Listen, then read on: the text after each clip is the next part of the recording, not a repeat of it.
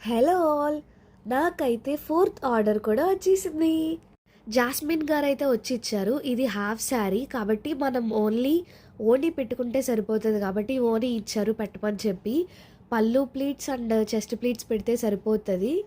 Customer నా దగ్గరికి డైరెక్ట్‌గా వచ్చారు కాబట్టి నేనైతే మెజర్‌మెంట్స్ అవి తీసుకొని నీట్‌గా అయితే ప్లీటింగ్ చేసి ఇచ్చాను.